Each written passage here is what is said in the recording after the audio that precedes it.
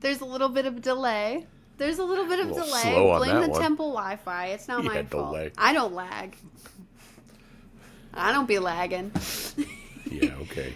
I'm your co-host Riley, and I'm here with my pops. And thank you for tuning in to a new episode. We're glad to have you. Um, just as Hello, a quick hello. little brief for today, we're gonna switch it up on you. Sorry to do so without warning, but we're actually going to start with the album review this time because we're going to take a brief intermission for probably 2 episodes before we pick back up on those. Just so it doesn't get too repetitive. I like to break the space, but also because Pops has more to say about Charm than he did about the previous album, and I am looking very forward to hearing it. I also gave his album a listen. The cockatiel sisters The or whatever the Cocteau hell they were. Twins. The cocktail twins. What? The cocktail twins. Oh my God, was that horrible? Ugh. Well, that's an Awful. opinion. Thank God you redeemed yourself. Um, Oh yeah, whatever. You actually listened yes, to I the one did. that I had asked you to listen to? So, whichever one you want to dive into first, go right ahead. I can talk about Charm. I'm extremely impressed. I've listened to this album way more than I thought that I would. And based on my first comment to you, I said, why the hell does she whisper? But then as I got deeper into the record, you start realizing that it's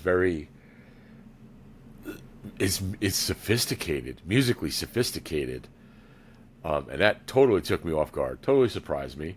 I like way more than a few songs on it. I did not see your comparison to the Dark Crystal. In fact, I asked you 3 times what the hell song you were talking about, and I was just like, what? No, not at all. And I feel like there's a certain familiarity with the record. Like it just sounds like it belongs. It doesn't sound like it's brand spanking new. Like it's old. Like, and I started doing a little dive on her. Like she plays clarinet, and like you can hear some of that clarinet stuff on the record. She's a talented musician. I mean, I guess people really went crazy on her for the nepotism thing. I guess she has a dad that's in the industry or something, and they were bugging out on why. Look, she's talented. You can't knock talent. The top songs. I think my favorite song on the record. I know I told you it was something else. I told you it was "Add Up My Love," but I don't think so. The more I listen to the album, "Thank You" is my favorite song on the album. "Thank You" has just got a really cool rhythm to it. So my top like 5 songs on it are "Thank You," "Sexy to Someone," "Add Up My Love," "Nomad," and "Terrapin." You have no idea how happy I am to hear I all just that. Honestly, like those are some great picks. like it opens up. It just opens up beautifully. Like was it That's "Nomad's" one of the my first favorite song? I songs think by right. I would her. have to It's pull it up. Let amazing. me see. Is it "Nomad"? Yeah, "Nomad." You have "Nomad," "Sexy to Someone," and even "Second Nature" is a good song. "Slow Dance" kind of.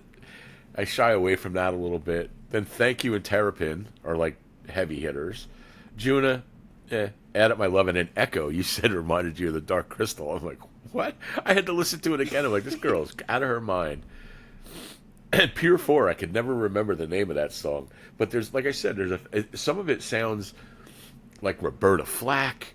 Like that's old school stuff for you. Like "The Closer I Get to You."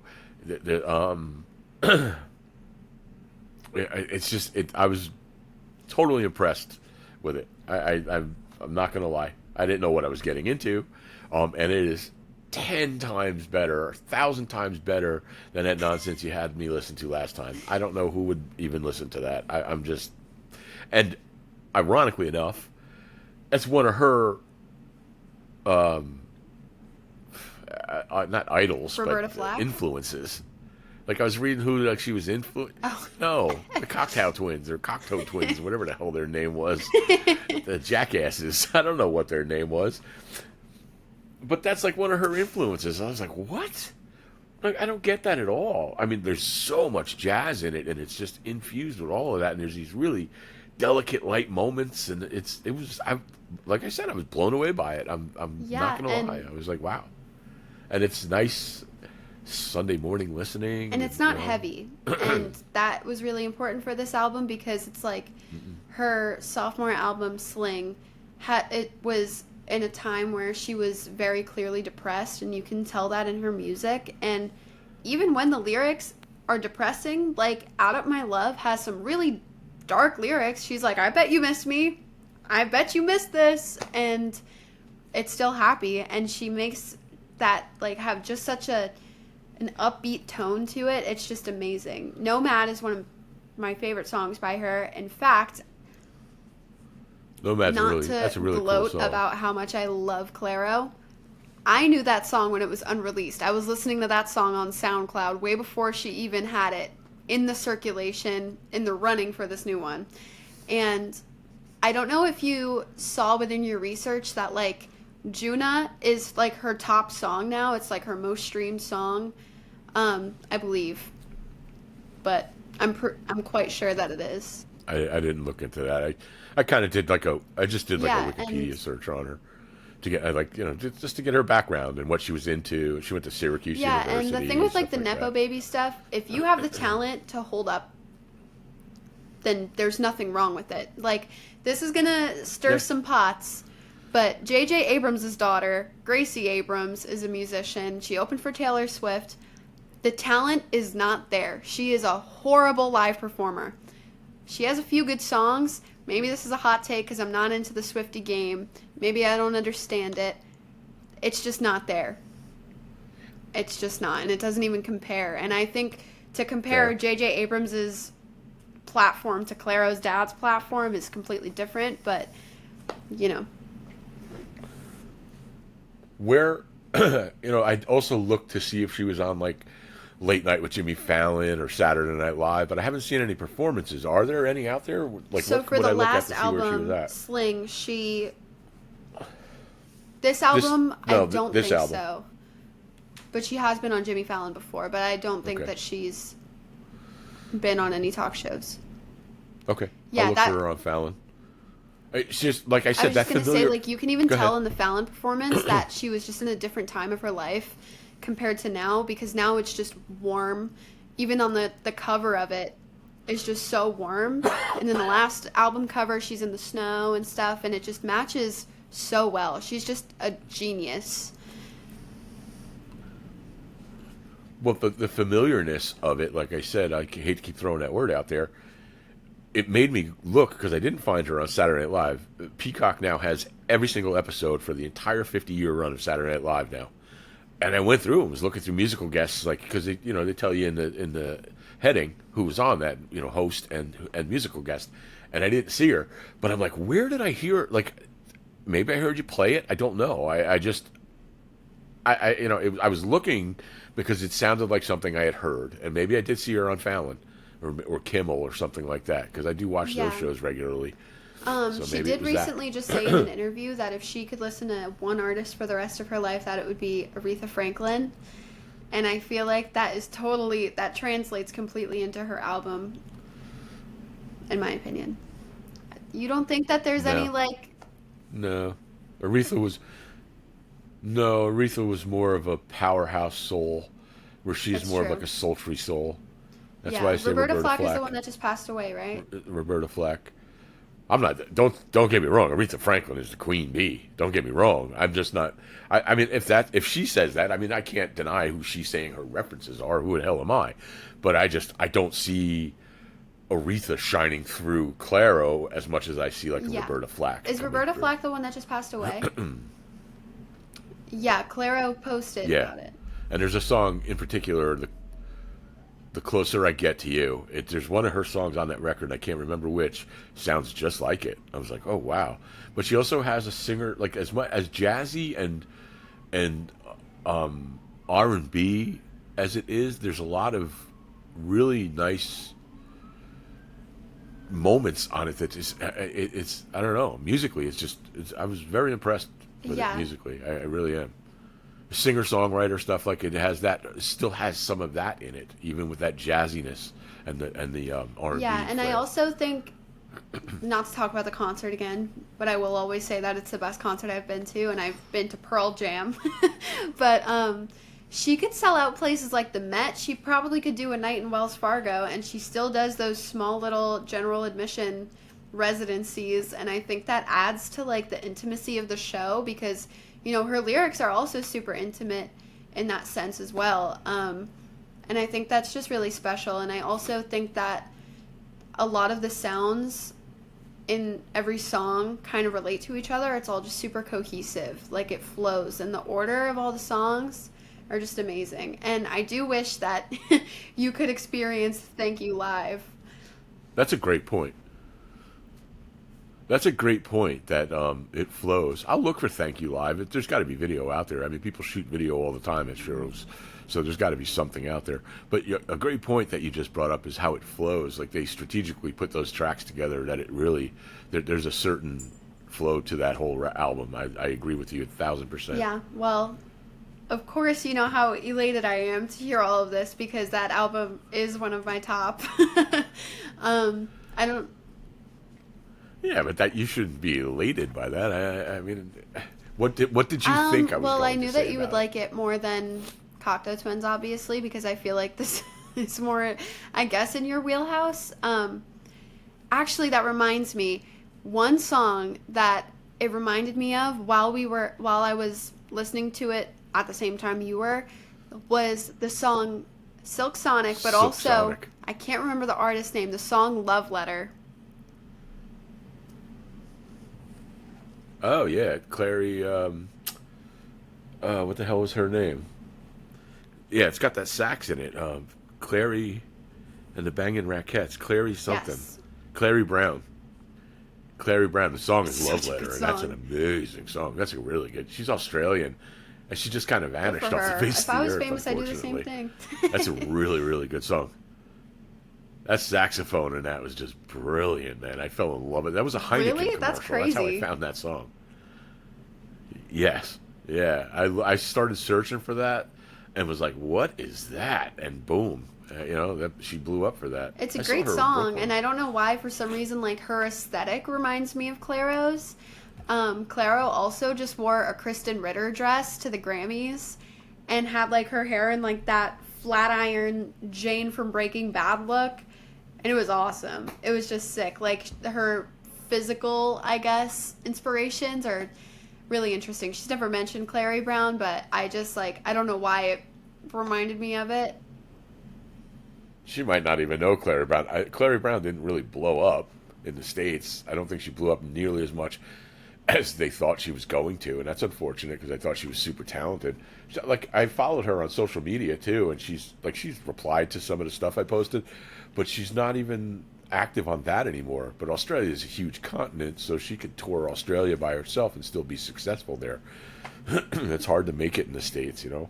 Well, I don't think that she would mention Clary Brown. I think that's a little more underground for her. Maybe. Yeah. I don't know. Maybe she would. But Clairo is just a super interesting artist. I don't know if another thing that you've seen is that she has gotten made fun of for, like, hating being famous, but now she's, like, embracing it. And it kind of reminded me of Clary Brown because taking I a didn't step read back anything from of the that. spotlight is kind of taboo, but it's also just, like, What you got to understand, though, what you got to understand is Oh, I'm I not know. looking at it from that aspect. You asked me to listen to an album. I could care less if people are mocking her for what she looks. I don't care what she looks like. It was about the music, right? It's about the music. Some of the best rock stars in the history of music are the ugliest son of a bitches on the planet Axl Earth. Rose. But they make great records. They make great Looks records. like a Axl sea Rose looks like monster. Benny Hill, with a bag of Cheetos. I don't know what the hell he looks like these days. But again, I don't know. There's a certain appeal to them, I guess. You're a singer in a rock band. I could care less about all that. Like, you give me all that nonsense, and I just happened to read that she was a nepo baby, and they tried knocking her down, punching down on her for that. And that's just It silly absolutely to me. is. I mean, because she is talented, and if you're talented, your talent's going to take you. Your talent's going to take you. If you're a phony, you're going to get found out, and that's the bottom line. I could see her playing with the Roots, big time. Like, the Roots is her backing band at one point. Questlove is a phenomenal drummer And a and Temple Owl. I guess a band leader, more or less. But those guys are just phenomenal. And he is a Temple Owl, yeah. Those guys are phenomenal. They did They were like the backing band for the Saturday Night Live special, and they were really, those guys are just phenomenal, and I could see Yeah, them that would be playing with awesome. or her playing They with them. also are just able to That's adapt why I to asked any about Fallon. I musician, was like, which is yeah. anything. They were Eddie Vedder sang with them, and they did a Pearl Jam song, and they did a Tom Petty song, and it was just incredible. And they all just, that's what I love about it. Music bridges gaps that nothing else can. I love it. It's it bridges gaps. That's the best way to put it. Doesn't care whether you're black, white, orange, yellow. It doesn't care. It doesn't care whether you're skinny, whether you're fat, whether you're ugly. It doesn't care. It just, music doesn't care. It's, what does it do to you personally? That's all that matters. And that's what, like early on when you started throwing lists at me, I was just like, ah, it's like a record like this. I see why it's on your list, but to me, that's not a top 5 album of all time. Absolutely not. But for you, it is. And that shows the generations. And also, I'm very big on experiences with the albums. Like, what was I doing while I listened to Nomad? What was I doing while I listened to Add Up My Love? Grocery shopping while listening to Sexy to Someone, the plot of the song is awesome, because there's like a trend for like my kind of age group where like if you go grocery shopping, you just think that everyone's in love with you and everyone thinks that you're so mysterious and cool, and I'm just like, yeah, they do. But on to the next album, Made by These Moments by the Red Clay Strays, is an album that my dad has been very excited for me to talk about, I think. I know. I've just been excited about listening to it. I obviously want to hear your opinion on it, but it's easily, I'm listening to that album more than I'm going to see them in August at the Stone Pony summer stage. I'm listening to that record more than anything else I'm listening to. I thought it was a really great album. Again, I thought that this was one that was super cohesive. For me, the starting track was my favorite. Disaster was absolutely my favorite. It's the one that I feel like it stuck with me the most. Oh, really? It's my favorite song, too. Like Pops Like Daughter. Yeah, absolutely. Yeah, when he says, if you're looking for a prophet, I tell you I ain't, but I can tell you. Wait, if you're looking for a prophet, I tell you I ain't, but I know when it's going to rain. That's just an amazing line that's so well written. I can't say enough about the album. Obviously, there's a lot of great tracks on it, but that one, that's the opening. Which is how I album, instantly feel like I got sucked into it, and it's a quick album. It's only like 40 minutes long, so it is. It's just easy to. It's fast. Sit back and listen while I'm doing homework or anything like that. But yeah, I blinked and the album was over. But that's what I mean by how cohesive it is. Want to Be Loved is another great one. It's just, yeah, that's. I also really like Devil in My Ear. I said I thought that one was your favorite, I think. It was just, I loved it. Yeah, you did. He's got really like a bluesy gospel thing going on, right? Especially in Disaster, he starts out when he's like, and then he goes, baby, and he like rips this line. I don't even know. I don't know all the words to it. And you're like, whoa, this is different. It just blew me away, man. And thank you. I don't know if she listens to the show or not, but my friend is the one who turned me on to that album. And the first song she turned me on to was Moments, which closes the album. It's really like a sad and depressing song, but it's a great song nonetheless. And as soon as I played that, I was like, huh. And I went out and downloaded the whole album immediately. They have another album out before this one. Not as rock and roll, more mellow, bluesy. Yeah. Very good. But yeah, that so if you're listening to this, get Made by These Moments by the Red Clay Strays. You will not be disappointed. What'd you say it reminded you of? No, I didn't watch Yellowstone. It reminded me of A Star Is Born. A Star Is Born. And that's actually accurate. I think it reminds me, remember, I think in episode 1 I said something about the Yellowstone factor. there's a lot of music coming out that's like a hybrid between rock, bluesy southern rock, and country. And I'm kind of liking that. I'm leaning into that.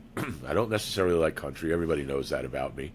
But this hybrid, and I don't blame Yellowstone. I thank Yellowstone for introducing me to some of that stuff. It's really wild. And again, I call it the Yellowstone factor. But A Star Is Born is very similar. Yep. Disaster in particular. Yeah, Disaster in particular, like when that movie opens up and he's messing with his hearing and he's messing with the guitar a little bit. Because it reminds me of like those first opening chords of the song. Because I don't even remember the lyrics of it when he's like, it just sounds so much like Disaster. Yeah. And I was just like, okay, all right, I know I'm going to like this. Yeah. That's just a great movie in general, but I digress.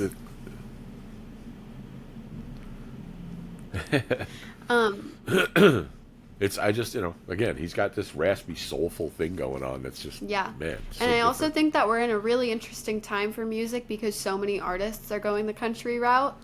Beyonce just won, like, Best Country Album, I believe.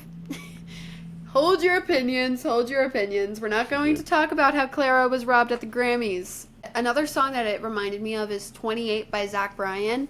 I just really like, I guess, like that raw acoustic kind of sound, like when it sounds like they have momentum going. I just really like that. You hear like the strength of a strum, and I found that a lot in this album. And yeah, I thought it was great. And I listened to a lot of country music growing up. That's my soundtrack of the summer. Usually is mostly country because of my beloved Malarkey family.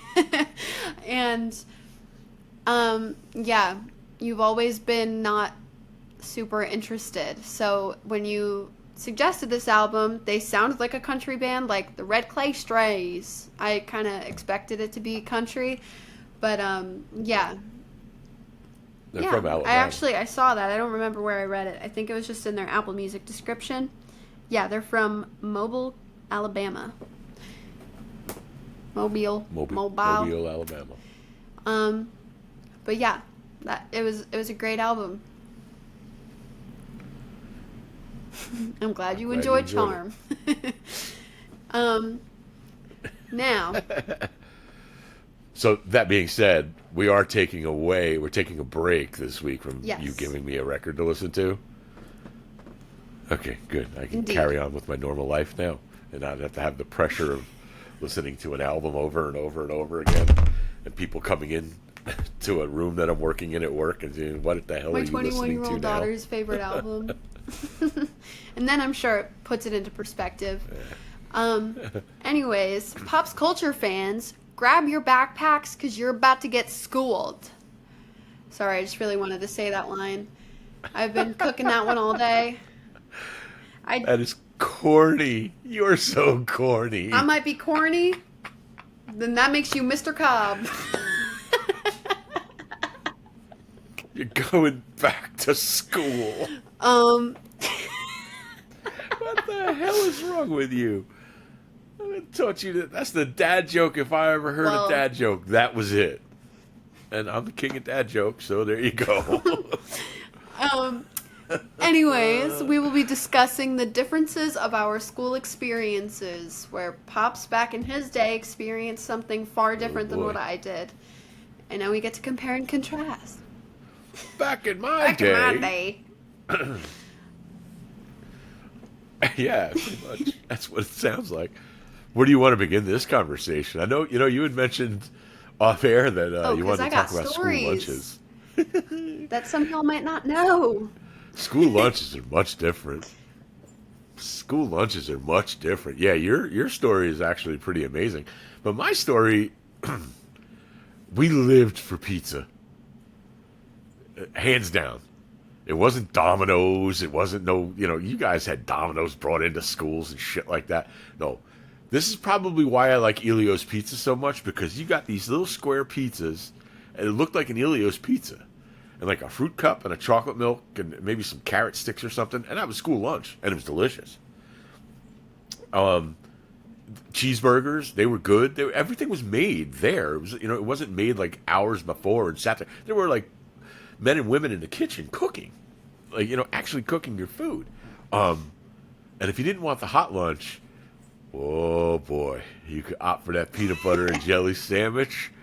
That would, oh, you needed 2 chocolate milks. It would choke you. It would choke you. It would choke you out.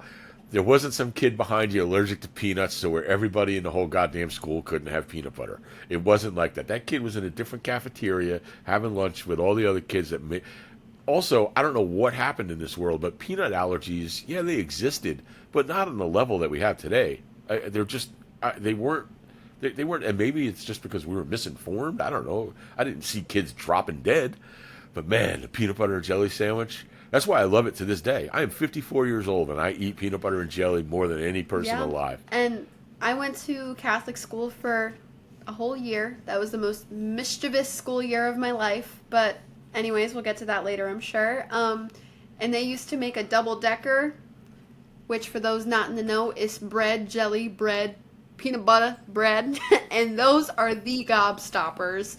Yum. And you probably get some apple slices with it. And yeah, it was so good. And I don't know why, I always loved watching the lunch lady cut it because her knife would always come out clean somehow because she got those proportions just right. And then watching her go...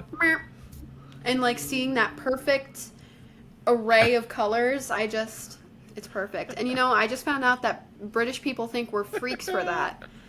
And I'm just like, y'all are missing out. Yeah, and I'm like, y'all eat beans on toast. Don't talk to me, all right? Why do they think we're freaks for peanut butter and jelly? Are they nuts? I just saw, like, a TikTok of this guy that was like, I think the weirdest thing that Americans eat is peanut butter and jelly. When they have far worse. British people have notoriously awful food. He's so weird. I digress. Yeah, but okay. Bangers not and too mash. much on bangers and mash now. It's basically sausage. It's basically Yeah, sausage and potatoes, isn't it? That is what it is. Where'd you at have a bangers and restaurant called mash? The Dandelion in Philadelphia. It's a British restaurant, and I didn't know it was a British restaurant because then they were serving up haggis, and I'm like, all right, too far. That's like no, that's like a pig sheep intestines stomach. or something. What? Oh, okay. So what? Sheep stomach. That's what it was. I knew it was some sort of stomach. What? How was the sausage? Was it like It was more like a an broth. Italian type sausage? Like, was it spicy sausage? Or? It was like a mild broth and then really good I'd mashed probably enjoy potatoes, that. like still with like the little bits of potatoes. Yeah. So you knew that they.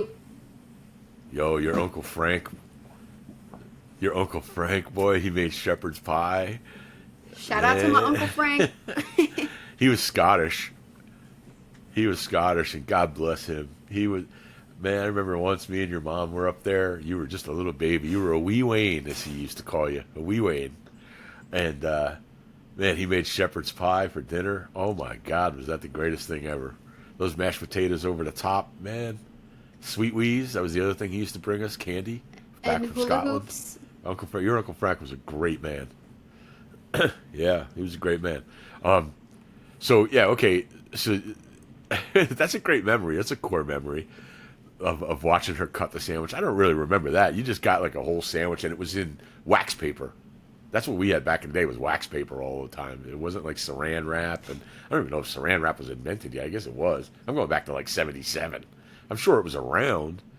But there wasn't any microwave cooking. You got a cheeseburger and French fries. Yeah. That was cooked. Mac and cheese that was cooked. It wasn't like Kraft mac and cheese. It was fresh macaroni and cheese. The pizza, like I say, I would live and die on that mountain about that pizza, man. Yeah. And somebody my age And knows. my elementary school, we did have like Domino's days, as you mentioned, and it was like once a month they would order pizza. I wasn't into that. I'm not a fan of Domino's because we live in New Jersey. There's so many better options, and that's a hill I'll die on. But pizza dippers. Pizza dippers. Let that one sink in really quick. I don't know what kind of processed cheese that they use, but it was just perfect. And it was like doughy, but like crusted a little bit, and it would always have that little marinara next to it. And on pizza dipper day, no, this was Domino's school made lunch. This was like on the not Domino's served pizza days. We didn't have like slices of pizza. We would have the frozen pizza dippers. And then they would give us like either like a cup of sorbet almost, like it was kind of like an orange Julius, or it was like a push pop, but it was like a slushy. So it was kind of like a slush puppy, but like not with that much sugar or food coloring because of the Karens. And there was like a whole thing where like people were trying to find where these pizza dippers were because they don't sell them retail. And Amazon sells them like preserved in dry ice, but you have to buy like 500 at a time or something, like because you need to buy it in bulk. And I thought about it. I'm not there yet. But how much? I don't even remember. How much for 500 of them? I'm pretty sure I recall the price being pretty low because it's just fake. Like it's not real. It's cheese bread, and I remember like again the trading economy at school lunch on Pizza Dipper Day. It was crazy. The market crashed even. I go back to my, Elio's is a guilty pleasure of mine. I know it's garbage to eat, but it just reminds me of that. Especially if I undercook it just a little bit because it's a little softer and it's not crispy and crunchy. It reminds me of school pizza. It just does. And pizza day was, usually on like a Friday. Pizza day was a good day. Yeah. Taco day was another good day. But those peanut butter and jelly sandwiches, man. Woo. I also I divvied up like hot lunch and cold lunch in elementary school and middle school a lot, and that's when I would like bring my own stuff. But high school is when I got hot lunch consistently, and let me just say, be grateful that you didn't have to get school lunch after COVID. I don't know if they improved it now, but this is my story time briefly. So after COVID, we returned to school. School lunch is already all screwed up because they added another lunch period. We only have like 15 minutes to eat, and that's our only break of the day, so it was just dumb. And it was just, they would give us like 2 hard-boiled eggs and carrots and ranch and just plastic bag. There it is. It was supposed to be like a grab-and-go situation. And then they shifted from that back to like actual hot lunch instead of like the prepackaged garbage that is not fueling high schoolers. And when they started cooking again, it would be like burgers and like chicken nuggets and stuff like the usual. But someone ate a raw burger or it was just not frozen correctly or something. And then my school ended up on News 12 New Jersey for having the worst lunch in the state of New Jersey because it was giving people food poisoning, and it's just not fulfilling. Unfortunately, I don't know if this individual is tuning in. He kind of deserved the food poisoning, but I digress. Not to rehash high school drama, but this is my soapbox, so that was my moment. But yeah, and then after that they switched providers, and it was just like night and day. And we had great school lunch after that, and it would be like, I don't know, their broccoli was amazing, and it had like garlic mixed into it, and I'm like, y'all know what seasoning is? Since when? And yeah, it was like actually pretty fulfilling, and it would last me through dinner. So yeah. I remember that. There was write-ups. Facebook went crazy over that. Yeah. Moldy food. There was moldy food and stuff too. Moldy bread. That was wild. The superintendent was involved. Yeah, the superintendent was involved. Yeah. Shit was crazy. And then I remember they tried to take chocolate milk away. Don't play with me like that. That's not something I mess with. I still drink chocolate milk every single day. I'm serious. 21 years old, and I will drink it every day for the rest of my life. So, I know you wanted to talk about dances and proms and stuff like that.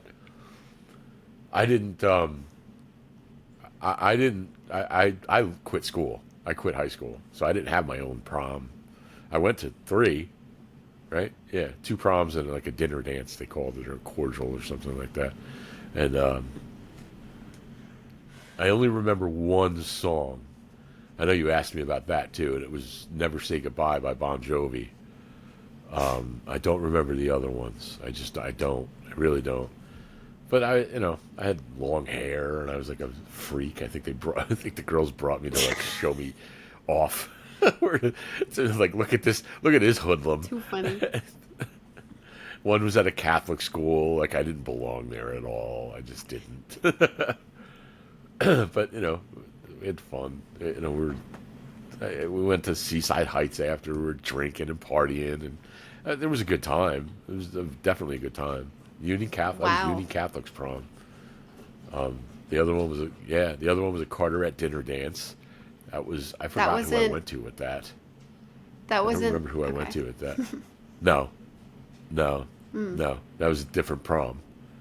But those two, the Union Catholic prom, that girl liked me, and I kind of liked her. And she asked me to her prom, and I said yes. I thought it was really, the group of friends that she hung out with on her block. I knew them. We didn't go to school together because she was in Catholic school.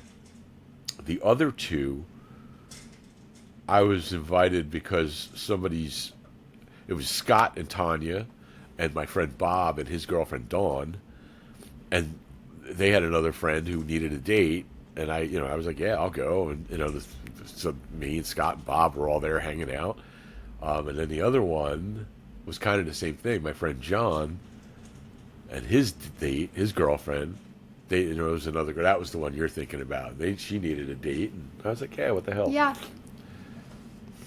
Did fun. you have It was a matching good time. suits to their dresses? The Union Catholic one, yeah. I had a white tuxedo Wow. with fuchsia cummerbund and necktie. Yeah, it was very 80s. It was very 80s. And then I wish I could find the picture. I know she probably has a picture of that. I haven't spoken to her in years. But there was a photo of us standing on her front porch. And she's the girl who got me into Bruce Springsteen, actually. And her mom hated me. Her mom didn't hate me. She didn't hate me. She didn't approve of me. I was like that long-haired kid in the leather jacket. I was smoking cigarettes. I would throw rocks at her window to either try and get her to sneak out of the house, or I was like the neighborhood trouble kid, and they were more of a wholesome family, and her mom didn't want me getting. And then at her wedding, she asked me to speak, and I memorized what I had to speak, what I had to read. I memorized it, and it was cool. And her mom danced with me at the wedding and said, "Man, I couldn't have been more wrong about you," and blah blah blah. And it was That's just so really nice. It sweet. was a nice, sweet moment. That was a cool. Yeah, it was. But the photograph on her porch, on her front steps, me and this guy Richie, and it was just wild, man. Like everybody that was in the limo together in these white tuxedos with these fuchsia cummerbunds, like they had all, Man. we're all. It was wild. It was wild. It looked like something out of Something a mafia about movie, fuchsia man. and cummerbund being in the same sentence isn't right. It's just not. It's just not.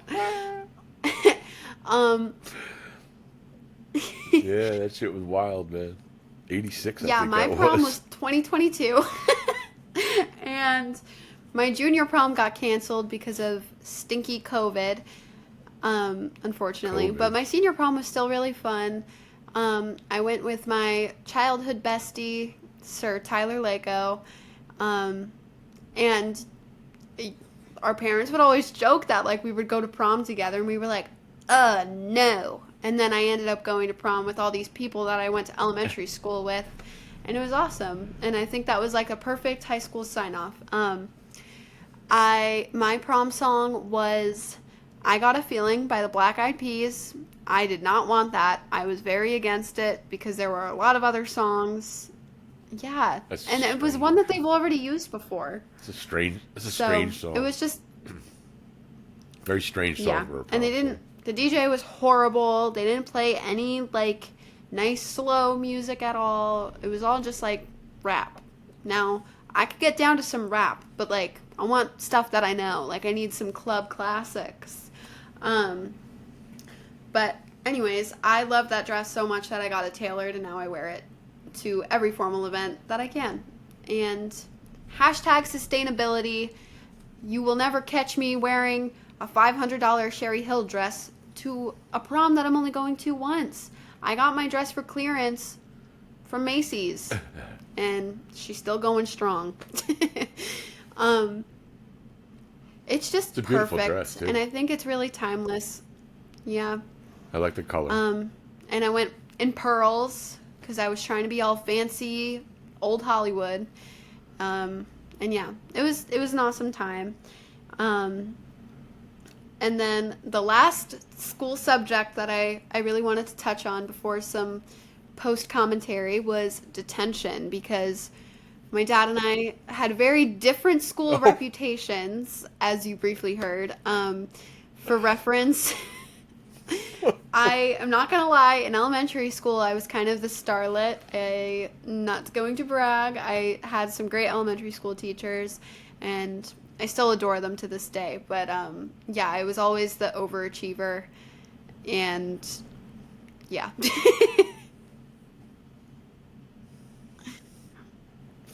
oh, I had detention. I actually, me and a buddy of mine, Brad, actually we had in school suspension where they make you sit at a desk and we got up and walked out of in school suspension and just left school. We like, the hell with you, and we left. See, back in the day, I don't even know if they still have it. They had truant officers, and they would chase you down. We'd be hiding from a truant officer who was really just a policeman. Really, it was a cop, a detective. But they all knew that they knew us. They knew Ivanitsky's not here. Let's go track him down. Where is he hanging out? But we'd always find places to hang out. It got to the point where Woodbridge Center used to have an arcade called Spaceport with video games and pinball machines and some air hockey. During school hours, kids under the age of 16 were not allowed in there. I know another buddy of mine in high school, George. We would take quarters from his grandmother and grandfather. They would be in Atlantic City. We'd take a bus to Woodbridge Center and spend the day in the arcade before they put that rule into place. Yeah, I was a vagrant, man. I had a lot of detention, a lot. I was just telling somebody the story about MYOB. That was fifth grade. That was if you were sticking your nose where it didn't belong. That teacher, I think it was Mr. Cheeger. No, it was Mr. Conway. That's who it was. It was Mr. Conway. He he would make you write 500 times MYOB, mind your own business. MYOB, capital letters and periods. So it would be capital letters, punctuation 500 times MYOB. And I can remember sitting there at night, M, period, period, period, Y, period, period, period, and then counting the lines. I'm like, oh my God, this is going to be like 8 pages of MYOB. And it was just crazy. It was a wild time. Teachers could get away. Teachers could do what they want back in the day. They were crazy. They were unhinged. Yeah, I So yes, I had a lot of detention. well, I only got I didn't get detention. I got my teacher, I almost said my professor, but my teacher in 8th grade English made me stay 5 extra minutes because I was a chatty Cathy, as teachers frequently put. In fact, the first time a teacher told my dad that, he relayed the message onto me at the age of 4 or 5 years old. It made you cry. Yeah, I can't help it that I love to yap. Um, That was funny though. I remember that. You started crying. I don't know. oh yes, I am. Kathy. Oh yes, I am. Why my teachers didn't take that as the hint at hyperactivity, not quite sure, but it's okay. Because I'm still a chatty Cathy, but I kind of have it reined in a little bit now. So that, and then in 6th grade, another English teacher gave me a pink slip, and pink slips were scary because that means you get an email home. And I guess she was just scaring me because I don't know about no email. And I remember being so scared to go home from school. I'd be like, he's going to be waiting for me at the door. He's refreshing his email right now. I know it. And no, it didn't happen. And then, yeah, I was not much of a troublemaker. Every time they were like, yeah, well, we're going to tell your dad. I was like, no, because I know I can't get away with it because he's already done it. Yeah. I didn't That's skip true. class. Yeah. You weren't doing anything. You weren't doing anything that I didn't do 10 times over. Skip class. There were days I just didn't want. I was like, I'm not going to school today.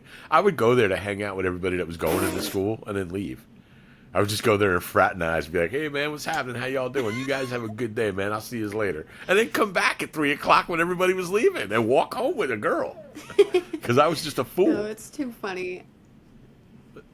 Don't ever do it. I was stupid. I was very stupid. Fortunately, I went back and got my education. But, that was a huge mistake in my life. I threw a lot of good years away. Yeah, and I don't regret it. I mean, it was learning. I learned from it. yeah, and I also feel like there's a lot of pressure now for people to finish high school, and I also think that teachers are going to push you more. Or, for me, I had,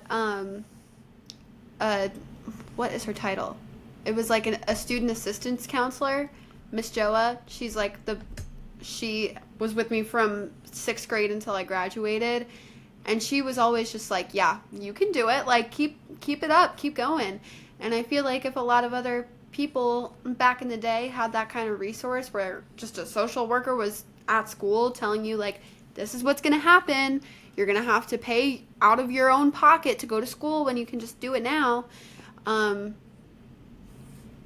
We did. They tried. We did. And they tried. Well, that's the best excuse I could give you. But, yeah. And I also feel like a lot of teachers see the potential in students a lot more now and kind of give them that extra push. I had some really amazing teachers that all resonate with me forever. And, those teachers influenced me. I thought I was going to go to school to be a teacher so I could just keep on living that experience. And it ended up not being for me. But, everything that they've said is still just as powerful because, I'm doing what I love. Yeah. That's and they are. They'd be happy we are for still you. in contact. That was a nice trip down memory lane. The old back in my day. Well, if we were running long on this that's episode. what I'm getting to. I'm wrapping it up. How long? Well, how long 38. how long is it showing for you? Wow. Okay, I'm showing 47. But if that's the case, then maybe it That's was what I'm before you started thinking. recording. I don't know. Okay. So. All Okay. right. Well, so let's wrap it if up. you guys have any memories from school that we left out, or you want to share your point of view in, we would love to hear it. So drop a comment, leave it on our website. Absolutely. Let us know. Absolutely. Have you gotten I any haven't feedback yet. on the email? Y'all are leaving me high and dry, but it's okay. I understand. I would also like to mention that the merch fairy is in town, so head on over to our Instagram at Pops Culture Pod, because we have some very exciting things coming out. My dorm room will become a sweatshop, and I'm okay with it. And, a little birdie told me that there will be a giveaway involved to those that are actively engaging. And it'll be a little goodie box. You get a few things. You're in good hands. Call us Allstate. The way you're in good hands. It's not going to be it's not going to be one of these sweatshirts though, because those are exclusive to Yeah. us. So unless we get another co-host, not happening. Then the hoodies are reserved, unfortunately. I know, I'm really sorry. But anyways, thank you so much for tuning in, and we look forward to hearing from you and seeing you next time. Check us out on all the social media platforms. Give us a like on YouTube. Check us out on the podcast on Spotify and all that good stuff. And we will talk Later, to you again y'all. soon.